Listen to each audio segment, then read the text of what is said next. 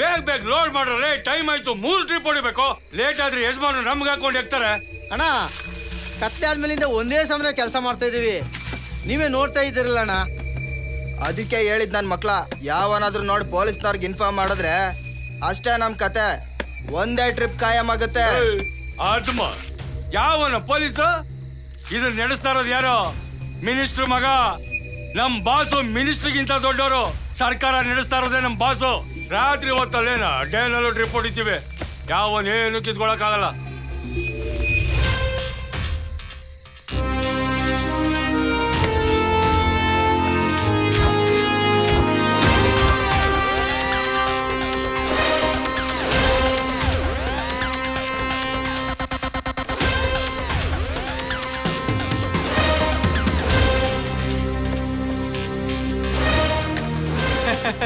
ಏನ್ ದೊಡ್ಡಪ್ಪ ಆಫೀಸರ್ನ ಇಷ್ಟು ದೂರ ಕರ್ಕೊಂಡ್ ಬಂದಿದ್ಯಾ?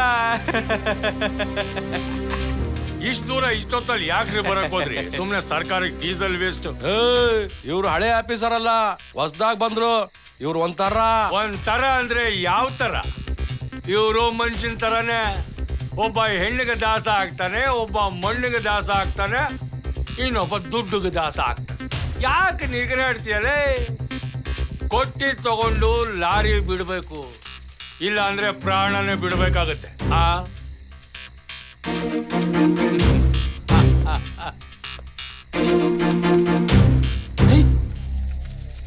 ಏನಪ್ಪ ಇವನು ಪೊಲೀಸ್ ಸ್ಟೇಷನ್ ಅಲ್ಲಿ ಲಂಚ ತಗೋಬಾರ್ದು ಅಂತ ಡೈಲಾಗ್ ಹೊಡೆದು ನಾವೆಲ್ಲ ಕೈ ಎತ್ತಿ ಸಲ್ಯೂಟ್ ಹೊಡೆಯಂಗ್ ಮಾಡ್ದ. ಇಲ್ಲಿ ನೋಡಿದ್ರೆ ಇವನೇ ಕೈ ಚಾಚಿ ಲಂಚ ತಗೋತಾ ಇದ್ದಾನೆ. ಇವರು ಅದೇ ತರ.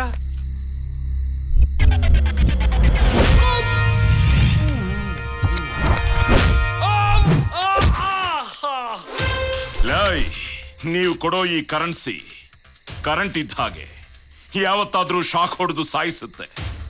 ಆದ್ರೆ ಸರ್ಕಾರ ನಮಗೆ ಕೊಡೋ ಕರೆನ್ಸಿ ಹೆತ್ತ ತಾಯಿ ಇದ್ದ ಹಾಗೆ, ಹೊಟ್ಟೆಯಲ್ಲಿಟ್ಕೊಂಡು ಕಾಪಾಡ್ತಾಳೆ. ಎಂತ ಪಂಚ್ ಡೈಲಾಗು! ಹೇಳಿ ಹೊಡೆದ್ರೆ ಡೈಲಾಗ್ ಕಿಂಗು, ಹೊಡೆದ್ ಹೇಳಿದ್ರೆ ಆಕ್ಷನ್ ಕಿಂಗ್.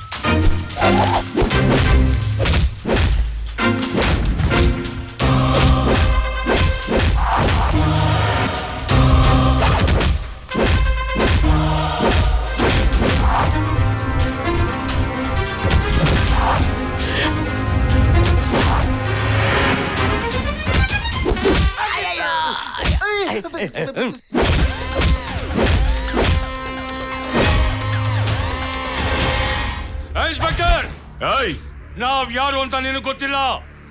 ಮಿನಿಸ್ಟರ್ JK ಅವ್ರ ಮಗನ ಕಡೆಯವರು. JK ಅವರು ತುಂಬಾ ನಿಷ್ಠಾವಂತ ನಾಯಕ. ಅವ್ರನ್ನ ಅಡ್ಡ ಇಟ್ಕೊಂಡು ಈ ತರ ಮರಳು ಮಾಫಿಯಾ, ಲ್ಯಾಂಡ್ ಮಾಫಿಯಾ ಮಾಡಿ ಅವ್ರ ಮಾನ ತೆಗಿತಾ ಇದ್ದಾನೆ ಆ ನನ್ ಮಗ. ಇನ್ನು ನಮ್ ಬಾಸ್ ವಿಷಯ ನಿನ್ಗೆ ಗೊತ್ತಾಗಿಲ್ಲ. ಗೊತ್ತಾದ್ರೆ ಇನ್ 10 ನಿಮಿಷದಲ್ಲಿ ನಿನಗೆ ಫೋನ್ ಬರುತ್ತೆ, ಆವಾಗ ಗೊತ್ತಾಗುತ್ತೆ ನಾವ್ ಯಾರು ಅಂತ. ಲೇ, ಅವನ್ ನನಗೇನೋ ಮಾಡೋದು, ನಾನೇ ಮಾಡ್ತೀನಿ. ಮಾಡ್ತೀಯಾ? ಗೊತ್ತಾ ಅವ್ರ ನಂಬರು? ನಾನೇ ಹೇಳ್ತೀನಿ ತಗೋ. 9988777655. ಥ್ಯಾಂಕ್ಸ್. ಫ್ಯಾನ್ಸಿ ನಂಬರು ಎಲ್ಲ ಡಬಲ್. ಡಪ್ಪ ನನ್ನ ಮಕ್ಕಳು ನಂಬರ್ ಕೊಟ್ಟು ಬುಕ್ ಆಗ್ಬಿಟ್ಟು.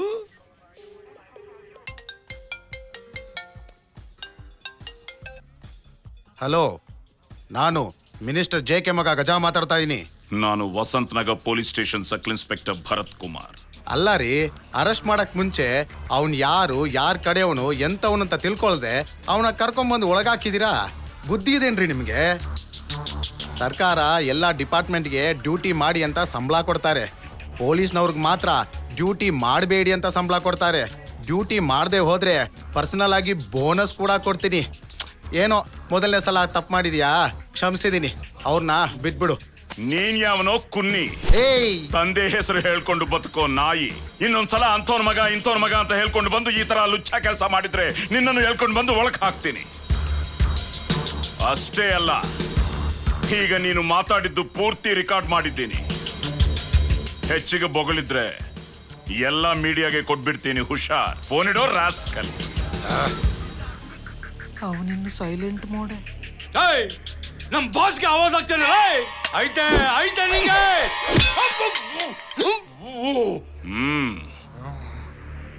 ಇನ್ಸ್ಪೆಕ್ಟರ್. Yes sir. ಕರ್ನಾಟಕದ ಕೆಲವು ಜಿಲ್ಲೆಗಳಲ್ಲಿ ಈಗ ಮರಳು ದಂಧೆ ಜೋರಾಗಿ ನಡೀತಿದೆ. ಅದನ್ನ ಕೇರ್ಫುಲ್ ಆಗಿ ಡೀಲ್ ಮಾಡಬೇಕು. ಹೌದು ಸರ್, ಈಗ ಇದು ಮೊದಲು ಬೆಳಗಾವಿಯಲ್ಲಿ ಮಾತ್ರ ನಡೀತಿತ್ತು ಸರ್.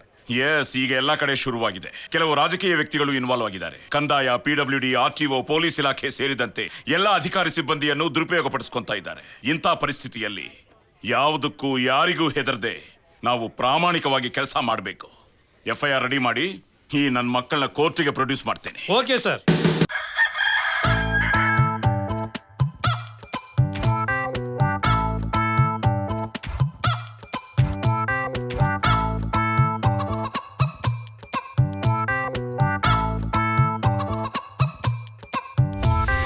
ಚಿಕನ್ ಬಿರಿಯಾನಿ, ಕಲ್ಮಿ ಕಬಾಬ್, ಲೆಗ್ ಪೀಸು,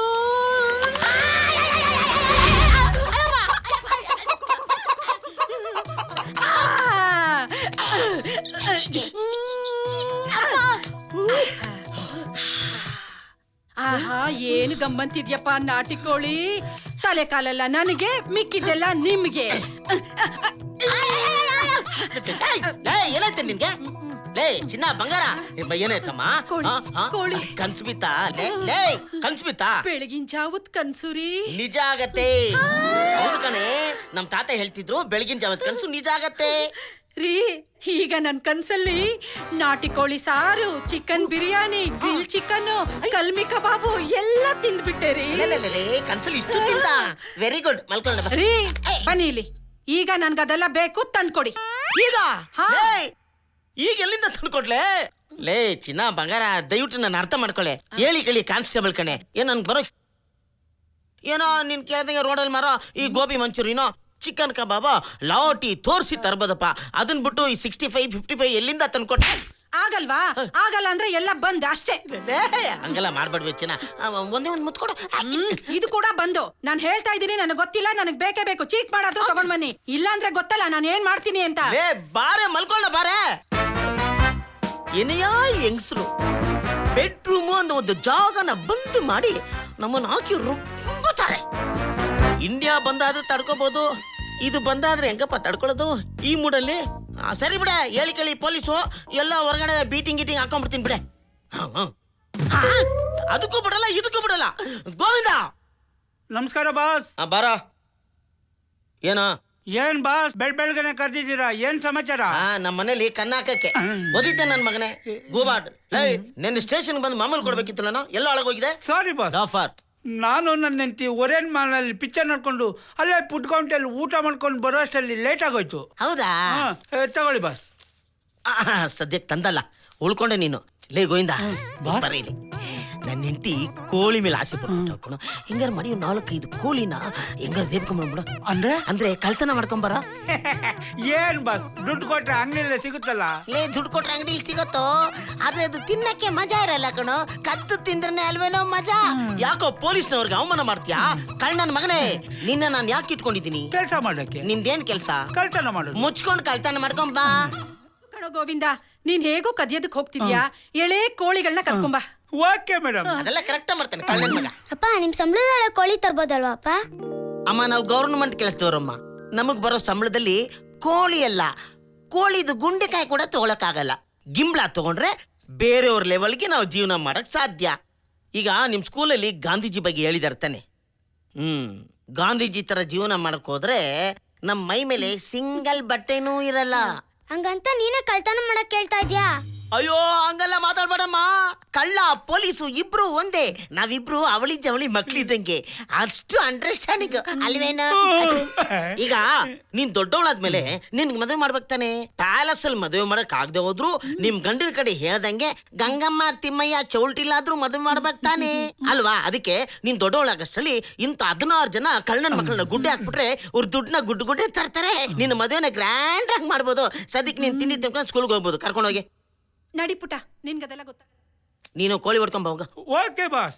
ಬಂಗಾರಿ,